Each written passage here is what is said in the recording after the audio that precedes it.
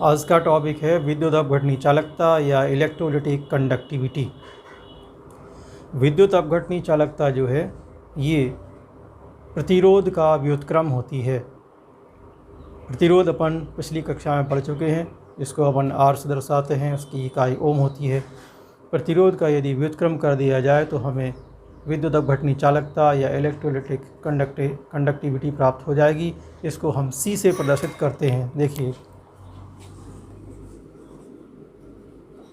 विद्युत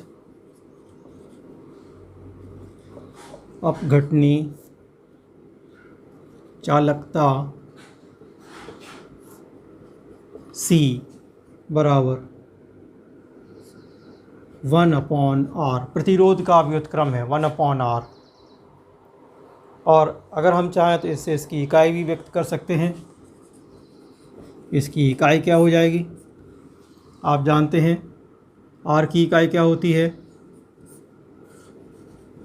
ओम, यानी प्रतिरोध की इकाई ओम है तो इसकी इकाई क्या हो जाएगी,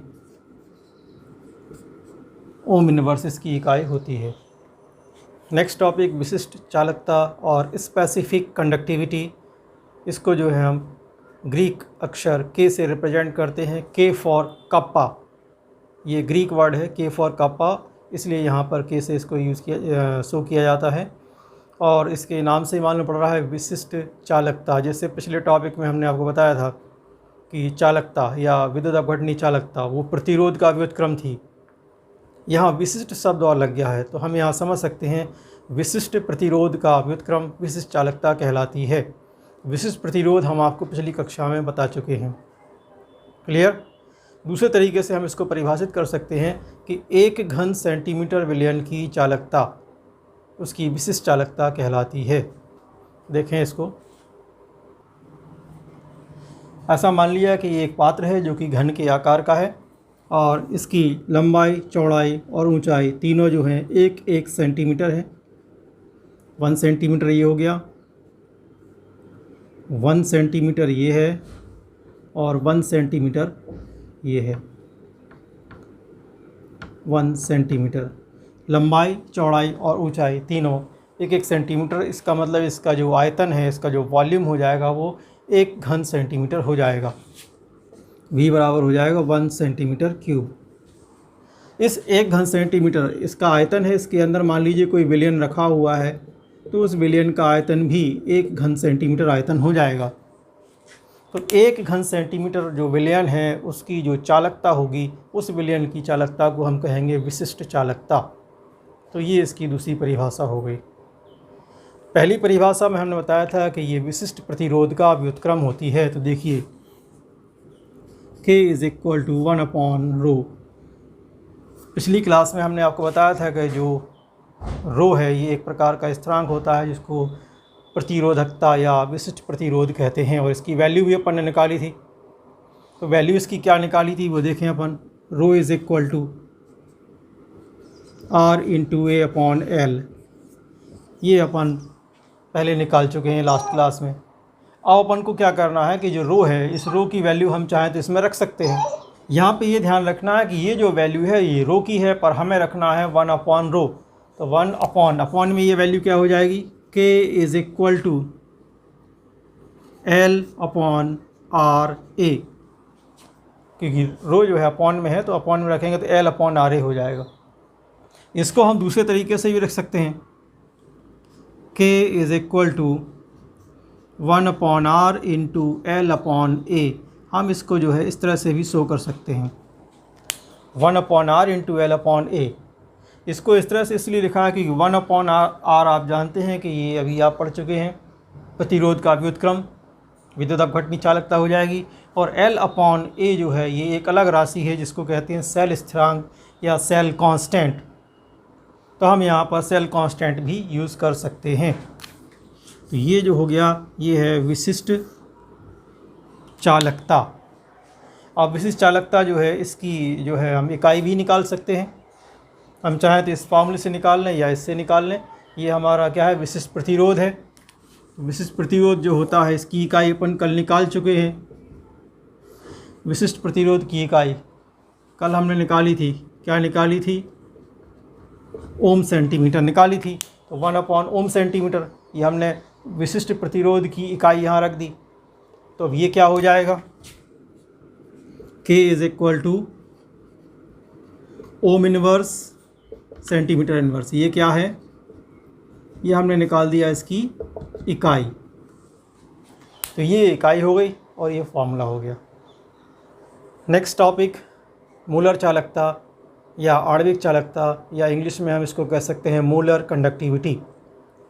इसको इस तरह से परिभाषित कर सकते हैं कि मोलर चालकता उन समस्त आयनों की चालकता है जो 1 मोल विद्युत अपघट्य पदार्थ को V मिलीलीटर आयतन में विलय करने पर उत्पन्न होती है। इसको हम दूसरे तरीके से भी परिभाषित कर सकते हैं। सिंपली हम ऐसा कह सकते हैं कि 1 मोल विद्युत अपघट्य युक्त विलयन की जो चालकता है वो उसकी मोलर चालकता कहलाती है। इसके नाम से ही मालूम पड़ रहा है मोलर चालकता, मतलब कि 1 मोल विद्युत अपघट्य पदार्थ को विलयन में घोलना है, और उस विलयन में चूँकि 1 मोल विद्युत अपघट्य पदार्थ घुला हुआ है तो उस विलयन की जो चालकता होगी वो उसकी मोलर चालकता कहलाएगी। जो मोलर चालकता होती है वो विलयन की विशिष्ट चालकता और उसके आयतन V के गुणनफल के बराबर होती है। इसको समझ लें। अब ये जो पात्र है इसका आयतन है 1 घन सेंटीमीटर। इसमें मान लीजिए कोई विलयन रखा हुआ है तो विलयन का आयतन भी हो जाएगा 1 घन सेंटीमीटर विलयन। और पिछले टॉपिक में अपन पढ़ चुके हैं कि जो 1 घन सेंटीमीटर विलयन है इसकी जो चालकता होती है वो क्या कहलाती है, विशिष्ट चालकता।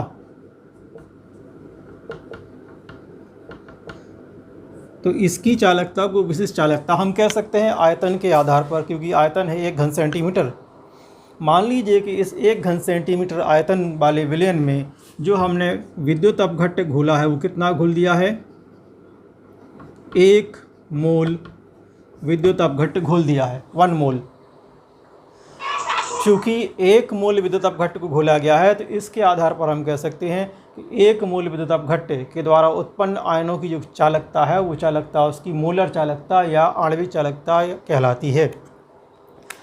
यहाँ पर हम बात इसको ज़रा ध्यान दें, इस विलयन की जो चालकता है उसको हम विशिष्ट चालकता भी कह सकते हैं और इसी विलयन की चालकता को हम मोलर या आणविक चालकता भी कह सकते हैं। दोनों के आधार अलग अलग हैं। विशिष्ट चालकता इस आधार पर कह सकते हैं क्योंकि विशिष्ट चालकता की परिभाषा ही है कि 1 घन सेंटीमीटर विलयन की चालकता विशिष्ट चालकता कहलाएगी। तो इसका आयतन 1 घन सेंटीमीटर है, तो आयतन के आधार पर हम इसकी चालकता को विशिष्ट चालकता कह सकते हैं। ठीक है। अब चूँकि इस आयतन में पदार्थ या जो विद्युत अपघट्य घोला गया है वो कितना घोला गया है, 1 मोल। जो विद्युत अपघट्य की मात्रा है इसके आधार पर हम इसकी चालकता को कह सकते हैं आणविक या मोलर चालकता, क्योंकि मोलर चालकता की परिभाषा यही है कि 1 मोल विद्युत अपघट्य के द्वारा उत्पन्न आयनों की जो चालकता है वो उसकी मोलर चालकता कहलाएगी। तो दोनों हैं इसमें, इस विलयन की चालकता को मोलर चालकता भी कह सकते हैं, इस विलयन की चालकता को विशिष्ट चालकता भी कह सकते हैं। अब मान लीजिए कि इसके आयतन को हम 100 गुना कर दें, बढ़ा दें। ये हमने एक बड़ा पात्र ले लिया है, इस बड़े पात्र का आयतन अब 100 घन सेंटीमीटर है, मतलब इससे 100 गुना है। ये वाला विलयन अब हम इसमें डाल देते हैं और उसमें विलायक या जल मिला करके इसको पूरा भर देते हैं। तो अब इस विलयन का आयतन कितना हो गया, 100 घन सेंटीमीटर हो गया। तो इस विलयन की चालकता को अभी भी हम मोलर चालकता या आणविक चालकता कहेंगे, क्योंकि इसमें जो पदार्थ घुला था 1 मोल घुला था, इसमें भी वही 1 मोल ही घुला है। पदार्थ हमने ना कम किया ना ज़्यादा, इसी विलयन को यहाँ डाल दिया, उसमें विलायक और मिला दिया। तो विद्युत अपघट्य तो 1 मोल इसमें था, विद्युत अपघट्य वही 1 मोल इसमें भी है, तो इसकी चालकता भी मोलर चालकता है, इसकी चालकता भी मोलर चालकता है। लेकिन इसकी चालकता को अब हम विशिष्ट चालकता नहीं कह सकते, क्योंकि विशिष्ट चालकता जो है उसमें आयतन 1 घन सेंटीमीटर होना चाहिए। यहाँ आयतन 100 घन सेंटीमीटर हो गया है, तो अब इसकी चालकता विशिष्ट चालकता नहीं कहलाएगी, लेकिन मोलर चालकता अभी भी कहलाएगी। एक पात्र और लिया हमने और ये पात्र इससे भी बड़ा है, इसका आयतन है 1000 घन सेंटीमीटर। इस विलयन को अब इसमें डाल देते हैं और फिर उसमें विलायक मिलाकर के इसको पूरा भर देते हैं। विलायक मिला के पूरा भर दिया है। तो अब इस विलयन का आयतन हो जाएगा 1000 घन सेंटीमीटर। यही विलयन इसमें आया, यही इसमें आया है। हमने विद्युत अपघट्ट की मात्रा नहीं बदली, वही 1 मोल इसमें थी, वही 1 मोल इसमें है, वही 1 मोल विद्युत अपघट्ट इसमें है। तो विद्युत अपघट्ट चूँकि इसमें 1 मोल घुला हुआ है, तो उनके द्वारा उत्पन्न समस्त आयनों की जो चालकता होगी वो कहलाएगी मोलर चालकता। तो इस विलयन की चालकता भी मोलर चालकता है, इस विलयन की भी मोलर चालकता है, इसकी भी मोलर चालकता है। इस विलयन की चालकता को हम विशिष्ट चालकता भी कह सकते थे, लेकिन अब इसको विशिष्ट चालकता नहीं कह सकते, क्योंकि आयतन 1 घन सेंटीमीटर से बढ़ के 100 घन सेंटीमीटर हो गया है।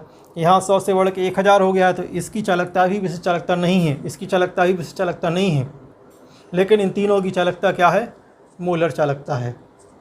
इतना क्लियर हुआ? ऐसा भी लिख लें हम इसको कि यहाँ भी विद्युत अपघट्ट कितना है? 1 मोल विद्युत अपघट्ट है। इसमें भी कितना है? 1 मोल विद्युत अपघट्ट है। तो तीनों में विद्युत अपघट्ट 1 मोल खुला हुआ है, तो तीनों की जो चालकता होगी वो मोलर चालकता या आणविक चालकता कहलाएगी। पर इनकी चालकता सभी की विशिष्ट चालकता नहीं कहलाएगी, केवल इसकी विशिष्ट चालकता कहलाएगी। सामान्यतः अब हम ये व्यक्त कर सकते हैं कि किसी भी विलयन की जो मोलर चालकता होती है वो उसकी विशिष्ट चालकता और उसके आयतन v के गुणनफल के बराबर होती है। तो हम इसको इस तरह से लिख सकते हैं, lambda m is equal to k into v. यहाँ जो लैम्डा m है यही मोलर चालकता है, और मोलर चालकता किसके बराबर है? उस विलयन की विशिष्ट चालकता और उसके आयतन v के गुणनफल के बराबर। क्योंकि हम आयतन में परिवर्तन कर सकते हैं, जैसे जैसे हम आयतन बदलते जाएंगे, आयतन को बढ़ाते जाएंगे, वैसे वैसे उस विलयन की जो चालकता है वो उसके विशिष्ट चालकता और उसके उस आयतन के गुणनफल के बराबर होगी। यदि m ग्राम मोल विद्युत अपघट्ट घुला है 1000 घन सेंटीमीटर में, तो ऐसा हमने मान लिया कि m ग्राम मोल विद्युत अपघट्ट घुला है 1000 घन सेंटीमीटर में, तो 1 ग्राम मोल विद्युत अपघट्ट घुला होगा 1000 बटे m घन सेंटीमीटर में। ऐसा मान के चल रहे हैं कि m ग्राम मोल जो है विद्युत अपघट्ट घुला है 1000 घन सेंटीमीटर में, यानी 1000 मिलीलीटर में, ऐसा मान लें। तो 1 ग्राम मोल कितने में घुलेगा? 1000 बटे m घन सेंटीमीटर में। तो 1000 बटे m घन सेंटीमीटर हम मान सकते हैं कि ये उस विलयन का आयतन है।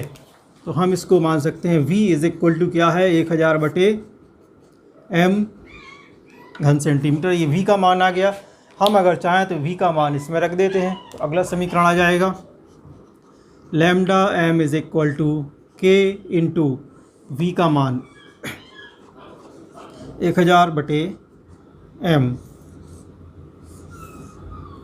ये जो इक्वेशन आ गया ये हमारा जो है आणविक चालकता या जो मोलर चालकता है उसका इक्वेशन है। आणविक चालकता, मोलर चालकता जो है इसकी इकाई इस फार्मूले से ही हम निकालेंगे। तो lambda m is equal to k विशिष्ट चालकता है, विशिष्ट चालकता की इकाई अभी आप पिछले टॉपिक में पढ़ चुके हैं, जिसकी इकाई होती है ohm inverse centimetre inverse. Ohm inverse centimetre inverse into 1000 आयतन है। आयतन की इकाई क्या दी है? घन सेंटीमीटर में है, centimetre cube upon m। m जो है इसकी इकाई क्या है? मोल। हम पहले से ही मान के चल रहे हैं मोल। ये हो गया मोल। अब हम चाहें तो इससे इसको सॉल्व कर दें तो इसकी इकाई आ जाएगी। कैसे? ज़रा देखें, सेंटीमीटर क्यूब और सेंटीमीटर इनवर्स, प्लस माइनस, एक माइनस हो जाएगी, क्या बचेगा? ओम इनवर्स, और एक माइनस एक प्लस कैंसिल, बचेगा क्या? सेंटीमीटर स्क्वायर, और मोल को ऊपर ले जाएंगे तो क्या हो जाएगा? Mole inverse. क्लियर हुआ।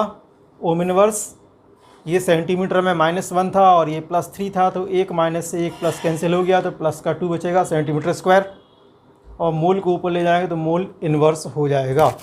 ठीक है। इसके अलावा ओम इन्वर्स जो होता है इसको हम साइमन भी कह सकते हैं।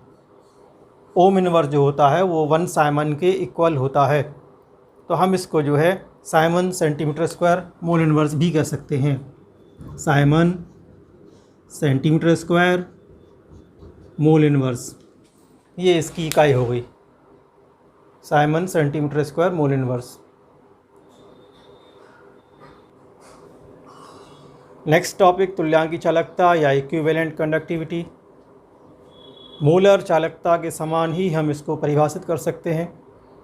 तो हम ये कह सकते हैं कि तुल्यांकी चालकता उन समस्त आयनों की चालकता है जो 1 ग्राम तुल्यांक विद्युत अपघट्य पदार्थ को V मिलीलीटर आयतन में विलय करने पर उत्पन्न होती है। या सरल रूप में ऐसा कह सकते हैं, 1 ग्राम तुल्यांक विद्युत अपघट्य युक्त विलयन की चालकता उसकी तुल्यांकी चालकता कहलाती है। इसको लैम्डा EQ से हम प्रदर्शित करेंगे। और जैसे यहाँ हमने देखा था मूलर चालकता में कि शुरुआत में हमने इसको आयतन 1 घन सेंटीमीटर लिया है, तो उसकी जो चालकता है वो विशिष्ट चालकता कहलाएगी। और इसमें हम पहले हमने 1 मोल लिया था, उसके स्थान पर अब हम लेंगे 1 ग्राम तुल्यांक, 1 ग्राम तुल्यांक विद्युत अपघट्य। क्योंकि इसमें हमने 1 ग्राम तुल्यांक विद्युत अपघट्य घोल दिया है, तो अब इसकी चालकता तुल्यांकी चालकता कहलाएगी। आयतन उसका 1 घन सेंटीमीटर है, तो इसकी चालकता विशिष्ट चालकता भी कहलाएगी। इसको अगर हम 100 घन सेंटीमीटर आयतन में मिला दें तो फिर उसकी चालकता तुल्यांकी चालकता तो कहलाएगी, क्योंकि उसमें 1 ग्राम तुल्यांक विद्युत अपघट्य घोला है, लेकिन उसकी चालकता फिर विशिष्ट चालकता नहीं कहलाएगी क्योंकि उसका आयतन बदल गया है। उसी को आगे चल के हम फिर और ज़्यादा आयतन 1000 घन सेंटीमीटर में मिक्स कर दें, भैया बढ़ा दें उसका आयतन, तो उसकी जो चालकता है वो तुल्यांकी चालकता तो कहलाएगी, क्योंकि पदार्थ उसमें अभी भी 1 ग्राम तुल्यांक घुला हुआ है, लेकिन उसकी चालकता फिर विशिष्ट चालकता नहीं कहलाएगी क्योंकि उसका आयतन बढ़ के 1000 घन सेंटीमीटर हो गया है। तो इसको भी हम उसी आधार पर बिल्कुल मूलर चालकता के समान कह सकते हैं कि तुल्यांकी चालकता भी उसकी विशिष्ट चालकता और आयतन V के गुणनफल के बराबर होती है। तो हम इसको भी ऐसा लिख सकते हैं, lambda EQ is equal to K into V आयतन। यहाँ EQ मतलब इक्विवेलेंट शब्द से लिया गया है, इक्विवेलेंट मीन्स तुल्यांक। तो तुल्यांकी चालकता, मोलर चालकता में यहाँ M लिखा था और M की जगह एक EQ ले लिया है, बाकी पूरा सेम है। अब इसके लिए हम देखें, इसमें हम ऐसा मान लें कि मान लो हमारे पास CEQ ग्राम कोई विद्युत अपघट्य है। यदि CEQ ग्राम तुल्यांक विलेय है 1000 घन सेंटीमीटर में, वहाँ हमने मान लिया था M ग्राम मोल, उसकी जगह पे CEQ ग्राम तुल्यांक इतने में घुला हुआ है, तो 1 ग्राम तुल्यांक कितने में घुलेगा, तो 1 ग्राम तुल्यांक विलेय होगा कितने में, 1000 बटे CEQ घन सेंटीमीटर में। तो इतने में इतना घुला हुआ है, कहने का मतलब कि ये इसका आयतन है, आयतन मतलब V की वैल्यू है, तो V is equal to 1000 upon CEQ centimetre cube. ये V की वैल्यू आ गई। बिल्कुल पहले की तरह हम V का मान यहाँ रख देंगे, तो अगला समीकरण आ जाएगा, lambda EQ is equal to K into V की वैल्यू है 1000 अपॉन CEQ। एक फॉर्मूला हमारा ये आ गया। CEQ मतलब ये ग्राम तुल्यांक है, ग्राम तुल्यांक में मात्रा है। तो हम जानते हैं ग्राम तुल्यांक अगर 1000 घन सेंटीमीटर यानी कि 1 लीटर में कोई ग्राम तुल्यांक घुला हुआ है, तो उसको हम नॉर्मलता कहते हैं, ये आप पढ़ चुके हैं। तो हम इसको दूसरे तरीके से भी व्यक्त कर सकते हैं, यहाँ पर या करके lambda EQ is equal to K into 1000 upon N, N for नॉर्मलता और नॉर्मेलिटी। अब इसकी भी इकाई निकाल लेते हैं। इकाई इसकी lambda e q is equal to k, विशिष्ट चालकता की इकाई आप जानते हैं क्या होती है, ohm inverse centimetre inverse, ohm inverse centimetre inverse into इसकी इकाई 1 सेंटीमीटर क्यूब में है, सेंटीमीटर क्यूब अपॉन ग्राम तुल्यांक, इसकी इकाई होती है इक्विवेलेंट ग्राम तुल्यांक, तो हमने शॉर्ट में ई क्यू लिख दिया, इक्विवेलेंट लिख सकते हैं, हिंदी में तुल्यांक लिख सकते हैं आप, ठीक है। तो यहाँ -1 और इसका +1 कैंसिल हो जाएगा, तो क्या आ जाएगा, ओम इनवर्स माइनस का एक ख़त्म हो जाएगा, प्लस के 2 बचेंगे, सेंटीमीटर स्क्वायर, और इक्विवेलेंट को ऊपर ले जाएंगे तो क्या हो जाएगा, इक्विवेलेंट इनवर्स। ये इसकी इकाई हो गई, ohm inverse centimetre square equivalent inverse. Ohm inverse को अभी हमने बताया था आपको कि इसको हम साइमन भी कहते हैं, तो ऐसा भी लिखा जा सकता है, siemens centimetre square equivalent inverse. और साइमन या जो ओम है, हम चाहें तो ओम की जगह पे ओम का ये सिंबल भी बना सकते हैं, तो ऐसा भी इसको लिखा जा सकता है। ओम इनवर्स को वर्ड्स में लिखेंगे तो ऐसा लिखेंगे, सिंबल के रूप में इसको ऐसा लिखेंगे।